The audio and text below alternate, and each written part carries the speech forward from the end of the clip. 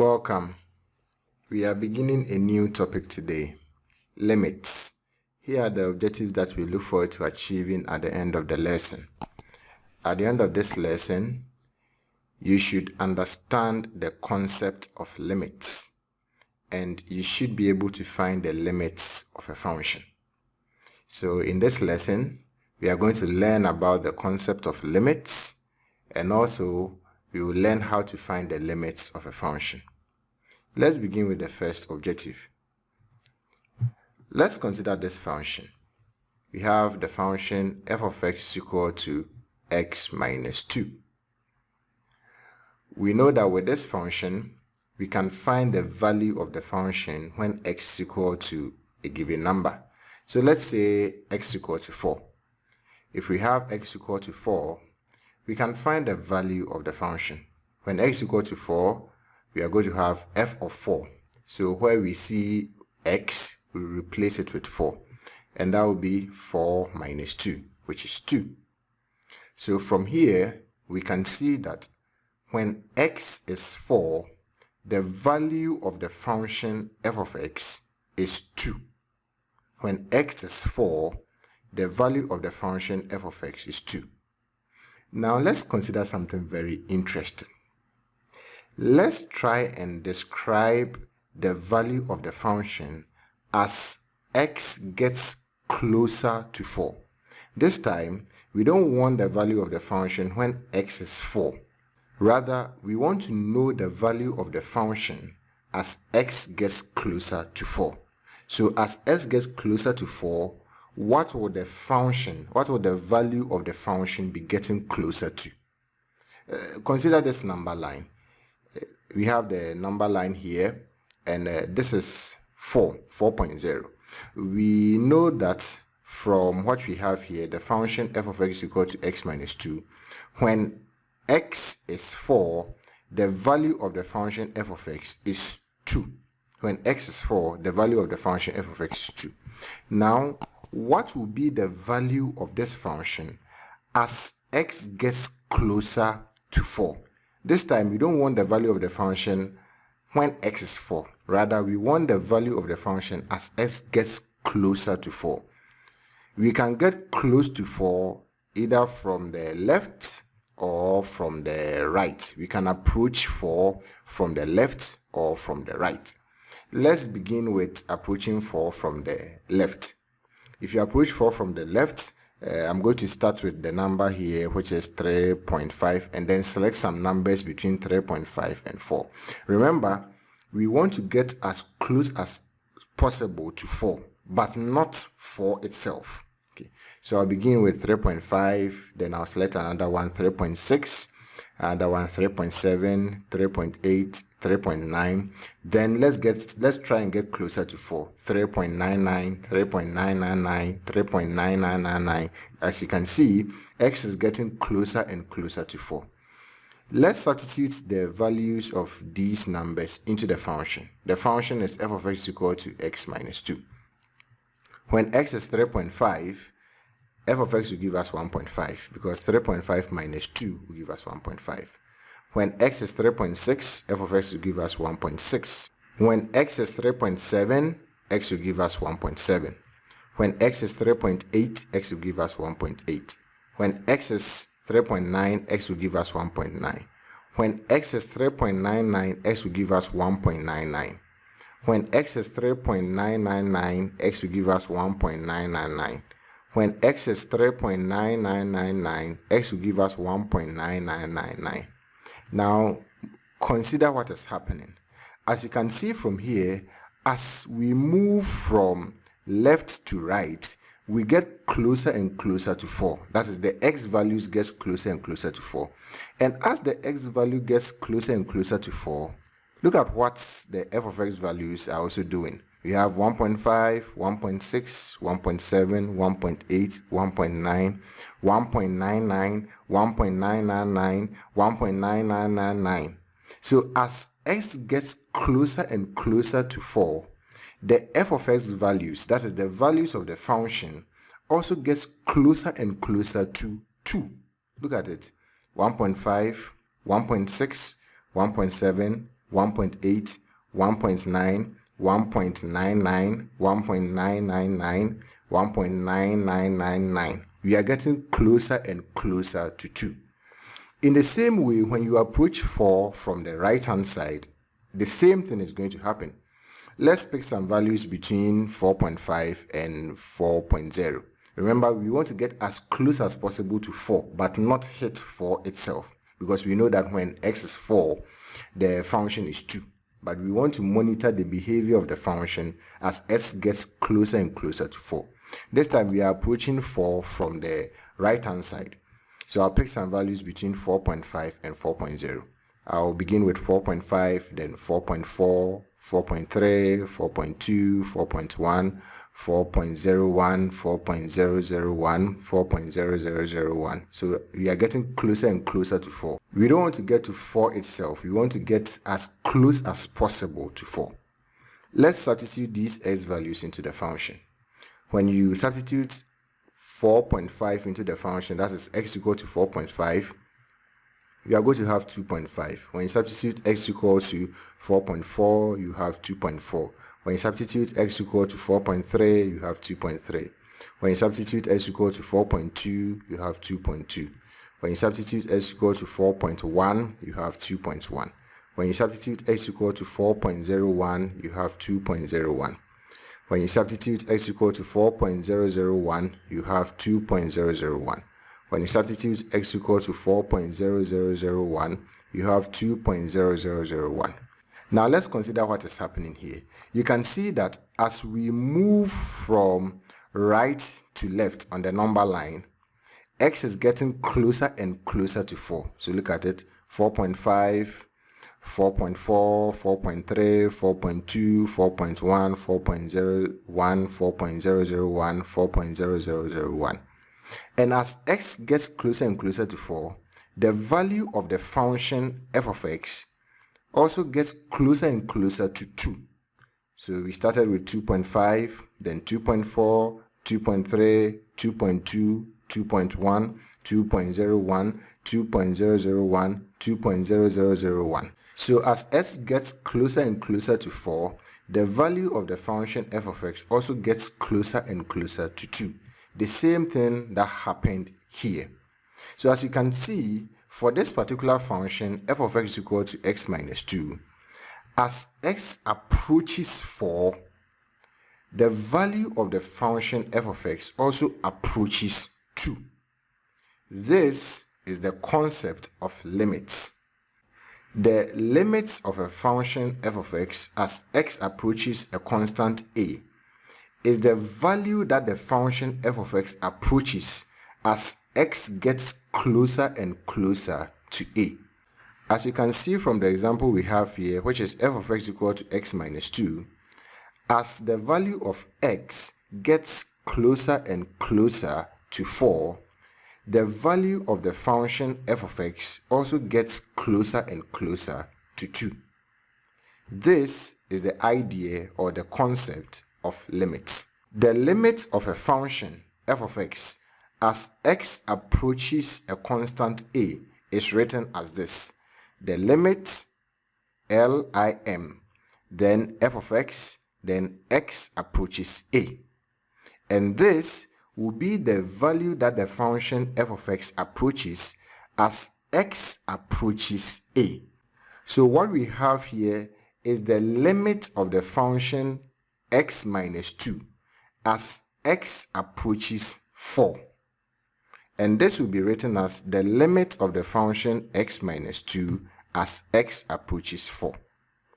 So this means that what is the value that the function x minus 2 approaches as x gets closer to 4? And from the tables we have here, we can see that as x gets closer and closer to 4, the function f of x equal to x minus 2 also gets closer and closer to 2. So the limit of the function x minus 2 as x approaches 4 is 2. Now that we understand the concept of limits, we are going to learn how to find the limits of a function. In this example here, I drew the number line and chose some numbers to illustrate it so that you understand the concept of limits. When you're asked to find the limit of a function, you don't necessarily have to draw the table here. We are going to learn how to find the limits of a function.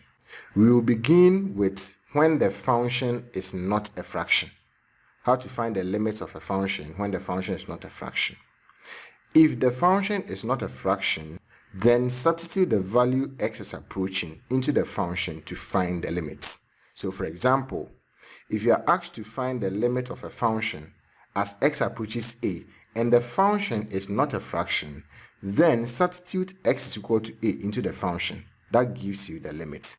So if we apply that to the function we have here, which is f of x is equal to x minus 2, because the function f of x is equal to x minus 2 is not a fraction, if you want to find the limit of the function f of x, which is x minus 2, as x approaches 4, this will be equal to, you will substitute the value of x into the function. So this will be equal to 4 minus 2. So where we see x, we replace it with 4. And this gives us 2. So as you can see, you don't necessarily have to draw the table. So anytime you are asked to find the limit of a function as x approaches a constant and the function is not a fraction, all you have to do is to substitute the value that x is approaching into the function to get the limit. We are going to apply this to solve some questions. Let's consider the first question. Evaluate the limit of the function 2x as x approaches 3. So here, the question wants us to find the value that the function 2x approaches as x is approaching 3. Now, because the function 2x is not a fraction, to get the limit, we will substitute x is equal to 3 into the function because x is approaching 3 and the function 2x is not a fraction. So to get the limit of the function 2x as x approaches 3, we will substitute the value x is equal to 3 into the function. So the limit of the function 2x as x approaches 3 will be equal to 2 times 3, and this gives us 6. The correct option is D. This means that for the function 2x, as x gets closer and closer to 3, the value of the function 2x also gets closer and closer to 6. Let's consider the next question. Evaluate the limit of the function 5 as x approaches 2. Here, the function given to us is 5. You can see that there is no x attached to 5. So the function given to us is a constant. There is no variable attached to it. We can introduce an x attached to it because in the lesson on indices, we learned that x exponent 0 gives us 1. So here we can see that there is an x attached to 5, but the exponent there is 0. Now, as soon as we do this, we can substitute the value of x is equal to 2 into this function. The function is now 5x exponent 0. When we do that, we have 5 times 2 exponent 0, and 2 exponent 0 gives us 1. 5 times 1 gives us 5. So as you can see, the limit of the function 5 as x approaches 2 is 5. Now here is a tip for you. Anytime you find the limit of a constant, the limit of a function that is a constant, it doesn't matter the value that x is approaching. The limit will always be equal to the constant. Here 5 is a constant. If you find the limit of 5 as x approaches 2, you are going to have 5. If you find the limit of 5 as x approaches 30, you are going to have 5. If you find the limit of 5 as x approaches negative 1, you are going to have 5. If you find the limit of 5 as x approaches negative 3 or 0, it will still be 5. So it doesn't matter the value that x is approaching. Because the function is a constant, when you find the limit of that constant, you are going to get the constant itself. So here, the limit of 5 as x approaches 2 is 5. When we look through the options here, the correct one is B. Let's consider the next question. Evaluate the limit of x squared minus 1 as x approaches 0. As you can see here, x squared minus 1 is not a fraction. So to get the limit, we will substitute the value that x is approaching into the function. The function is x squared minus 1, and x is approaching 0. So we will substitute x equal to 0 into the function. When we do that, we will have 0 squared minus 1, and this gives us -1. So it means that as x gets closer and closer to 0, the value of the function s squared minus 1 also gets closer and closer to -1. When we look through the options, we can see that the correct one is A. Let's consider the next one. Find the limit of the function x exponent 4 minus 3x squared minus 7x plus 11 as x approaches -1. As you can clearly see from here, the function is not a fraction. So to get the limit, we will substitute the value that x is approaching into the function. Here, x is approaching -1. So to get the limit, we will substitute x equals to -1 into the function. So wherever we see x, we replace it with -1. That will give us -1 exponent 4 minus 3 times -1 squared minus 7 times -1 plus 11. This will give us 1 minus 3 plus 7 plus 11. And this gives us 16. When we look through the options, we can see that the correct one is D. Let's consider the next question. Find the limit as x plus 1 times x minus 2 approaches 5. The function given to us is x plus 1 times x minus 2. This is not a fraction. So to get the limit, we will substitute the value that x is approaching into the function. When we do that, we will have here x is approaching 5. So we will substitute x equal to 5 into the function. So where we see x, we replace it with 5. This will give us 5 plus 1 times 5 minus 2. 5 plus 1 is 6. 5 minus 2 is 3. 6 times 3 gives us 18. So here it means that as x approaches 5, the value of the function x plus 1 times x minus 2 also approaches 18. When we look through the options, we can see that the correct one is D. We have considered some examples on finding the limit of a function when the function is not a fraction. Now, let's consider how to find the limit of a function when the function is a fraction. So, limits of a rational function. In the lesson on rational functions, we learned that a rational function is of the form f of x is equal to g of x divided by h of x. And as you can clearly see here, the function f of x is a fraction. If f of x is equal to g of x divided by h of x, that is, if f of x is a fraction, then to get the limit, reduce the fraction to the simplest form and then substitute the value x is approaching into the reduced function to find the limit. So if the function is a fraction, you first have to reduce the fraction to the simplest form, and then you substitute the value that x is approaching into the reduced function to find the limit. Now, if the fraction is such that it cannot be reduced, sometimes you can have a fraction that cannot be reduced. If the fraction is such that it cannot be reduced, then substitute the value x is approaching into the function to find the limit. So first, if the fraction can be reduced, you first have to reduce it or simplify it to its simplest form before you substitute in the value that x is approaching. But if the fraction is such that it cannot be reduced, then you go ahead and substitute the value that x is approaching into the function to find the limit. Let's consider some examples. Here's the first one. Evaluate the limit of the function 3x divided by x plus 2 as x approaches 2. When we consider this function, you can see that it is in its simplest form. You can't break it down or reduce it further. There are no common terms on the numerator and denominator that you can factor out and cancel. So here, to get the limit, we will substitute the value that x is approaching into the function. So the limit of the function 3x divided by x plus 2 as x approaches 2 will be equal to, where we see x, we will replace it with 2. So that will be 3 times 2 divided by 2 plus 2.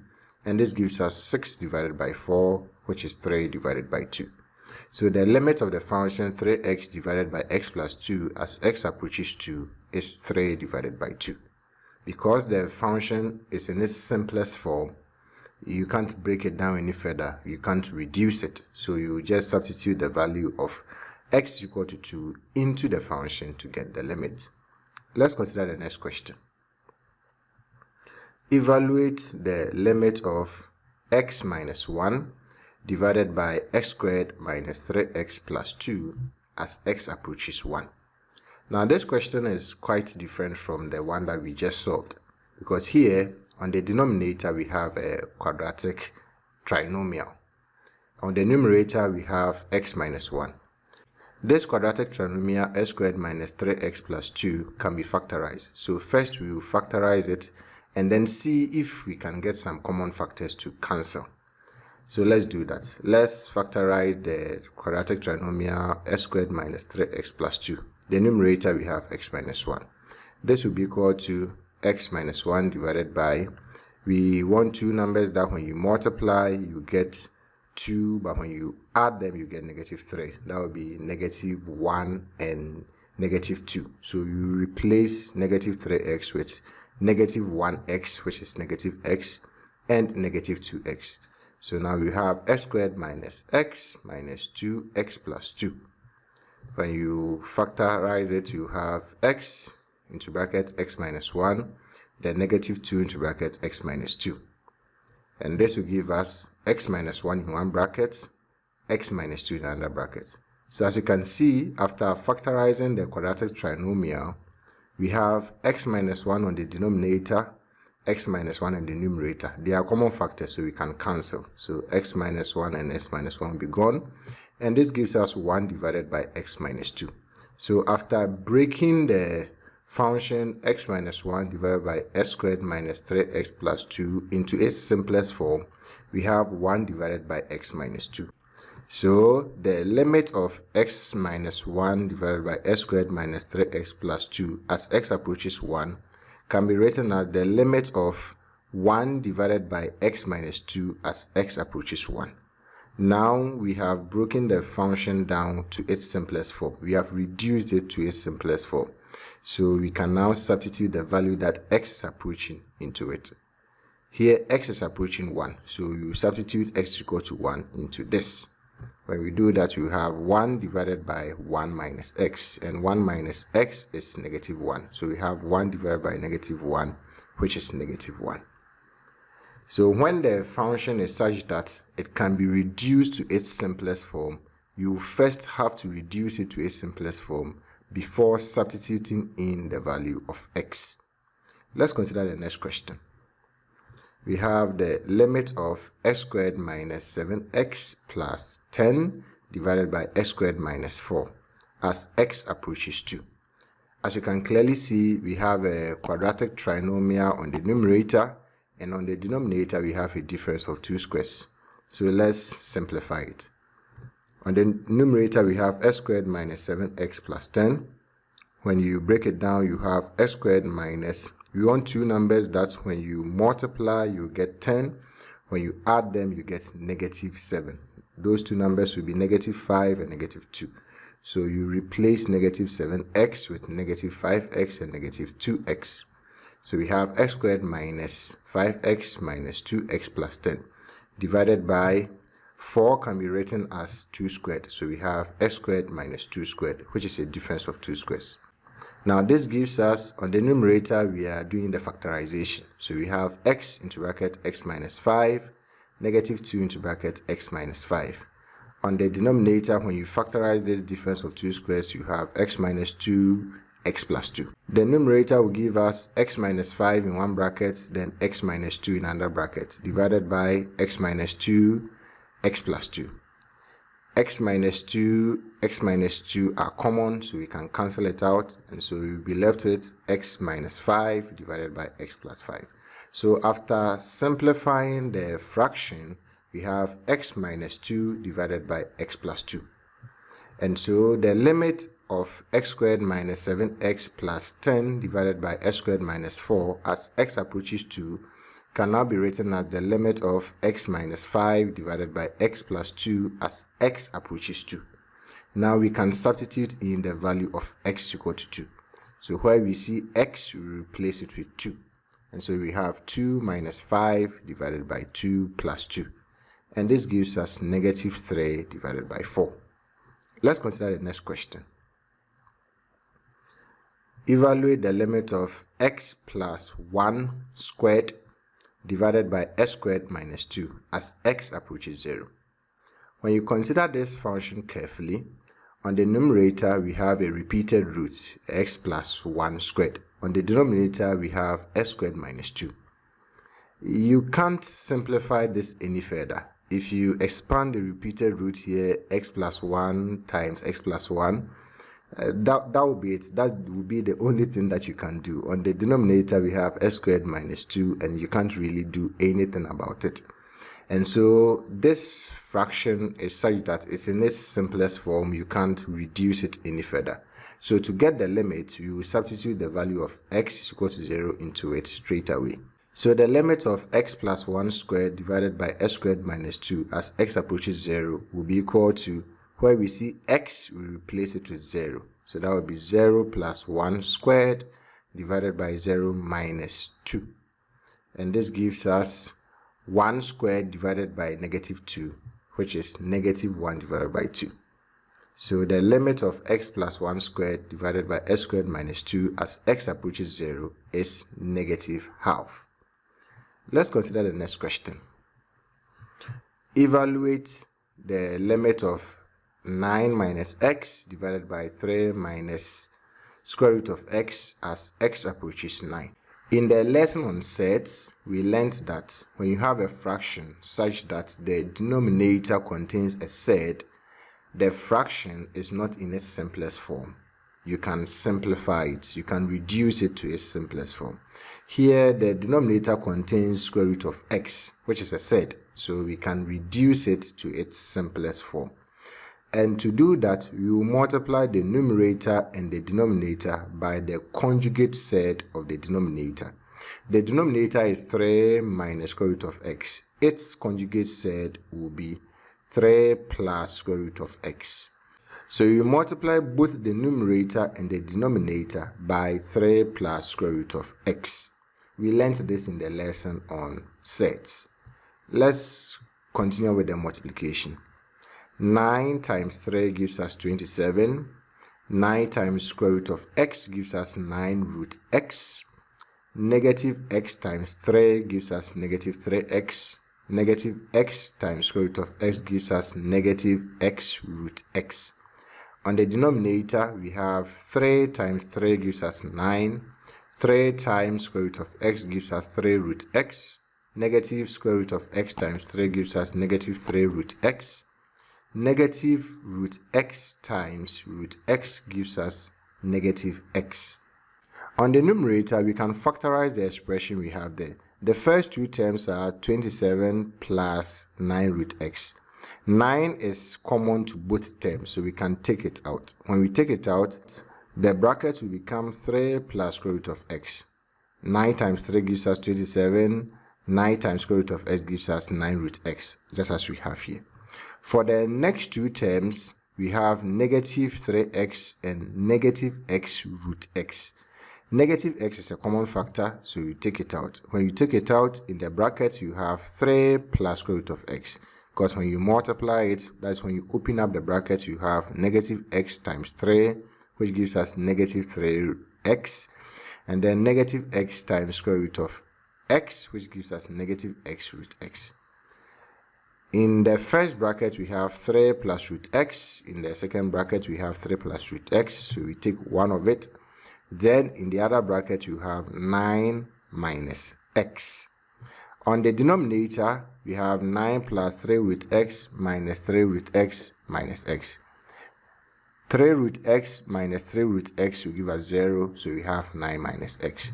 And so as you can see here on the numerator, we have 3 plus root x in one bracket times 9 minus x. On the denominator, we have 9 minus x. 9 minus x and 9 minus x are common factors, so we can cancel them out. and you'll be left with 3 plus root x. So after simplifying the fraction, we have 3 plus root x. And so the limit of 9 minus x divided by 3 minus root x as x approaches 9 can now be written as the limit of 3 plus root x as x approaches 9. Now we can substitute in the value of x equal to 9 because x is approaching 9. When we do that, we have 3 plus square root of 9. Square root of 9 gives us 3, so we have 3 plus 3, which is 6.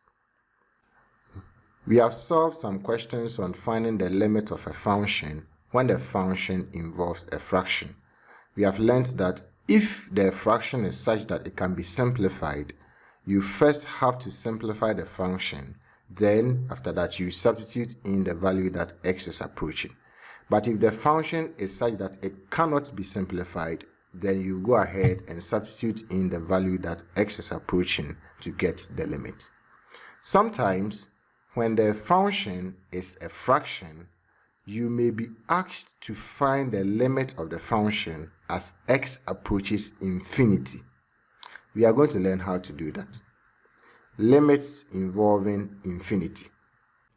If f of x is equal to g of x divided by h of x, that is, if f of x is a fraction, then the limit of f of x as x approaches infinity can be found by first dividing each term on the numerator and denominator of the fraction by the variable with the highest power of x. We are going to use this to solve a question, so you understand this very soon. After the division, substitute x is equal to infinity into the function and evaluate the results. Note that c divided by infinity is equal to 0, where c is a constant. Infinity is a very large imaginary number. So when you divide a constant by infinity, which is a very large imaginary number, you are going to have 0. So when you have a limit that involves infinity, the first thing you have to do is that you divide each term on the numerator and denominator by the variable with the highest power of x, and then after that, you substitute in x equal to infinity. Then you evaluate the results. But remember that a constant divided by infinity is 0.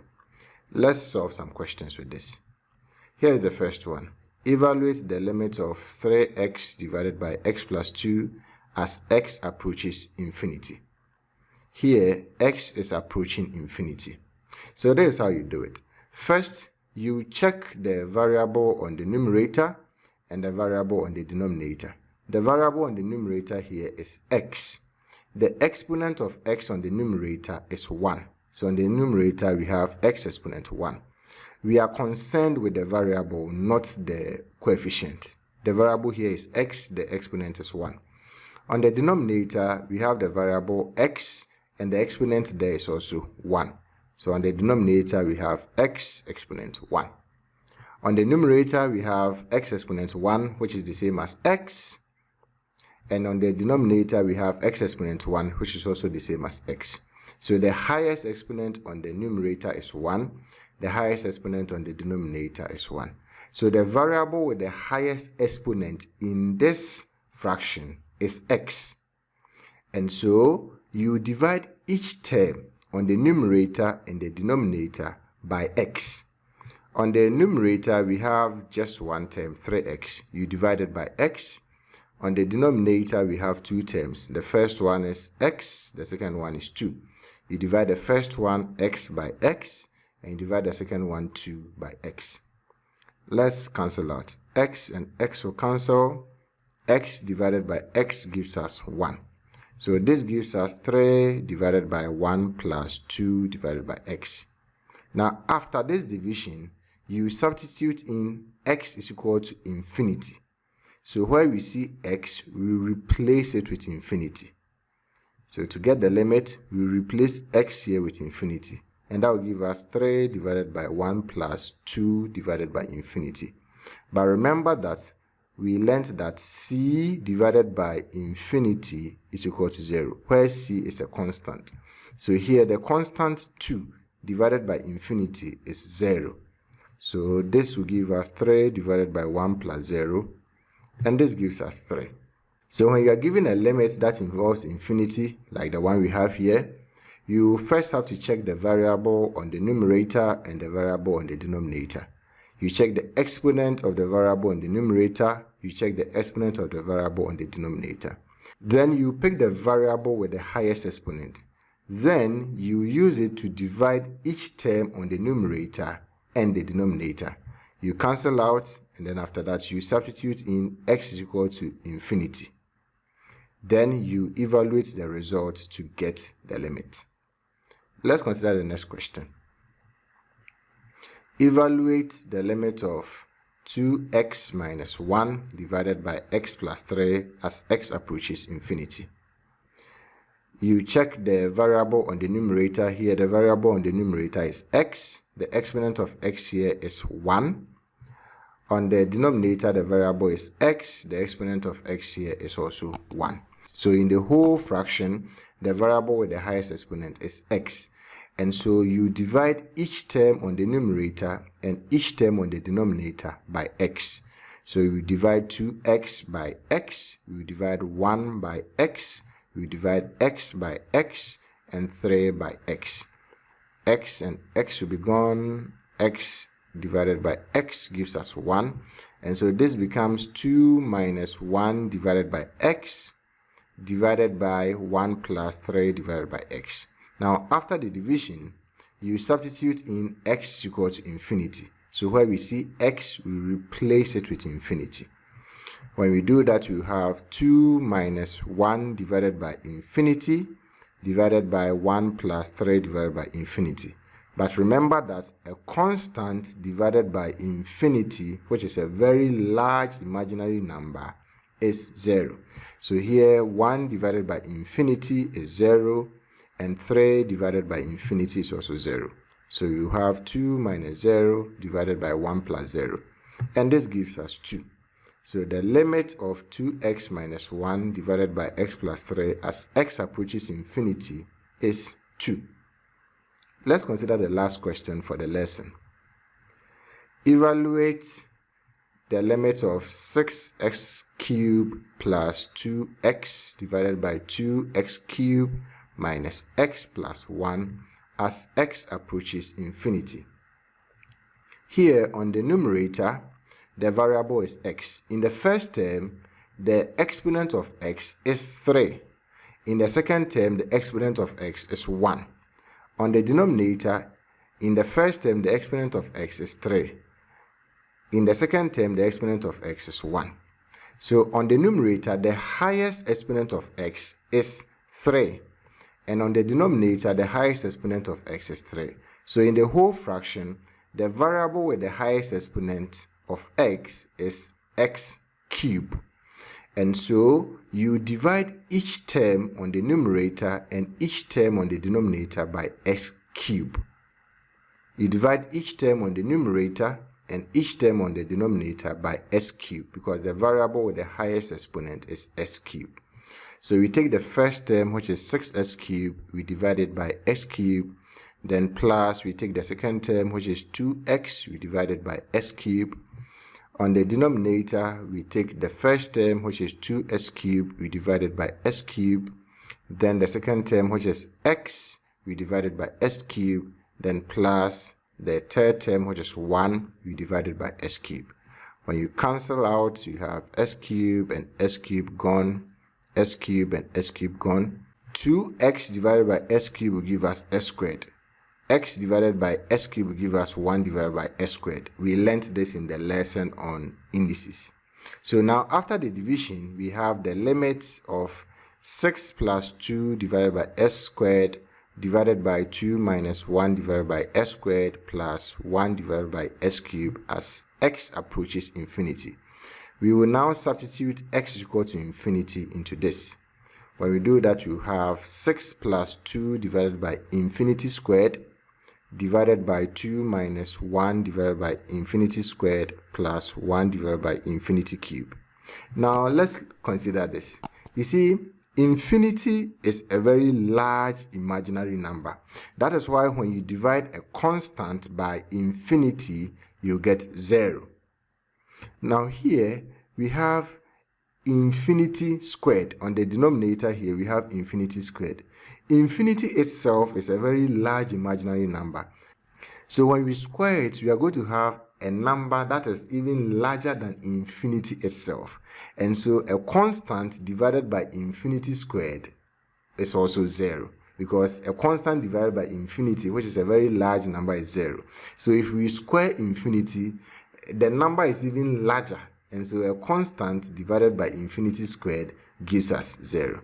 So here, 2 divided by infinity squared will give us 0. In the same way, 1 divided by infinity squared is 0, and 1 divided by infinity cube is also 0. So you have 6 plus 0 divided by 2 minus 0 plus 0. And this gives us 3. So when you find the limit of 6x cubed plus 2x divided by 2x cubed minus x plus 1, as x approaches infinity, you are going to have 3. This is the end of the lesson on limits. In this lesson, we learned about the concept of limits, and we also learned how to find the limits of some functions. Subscribe to this channel for more videos. See you in the next lesson. Bye-bye.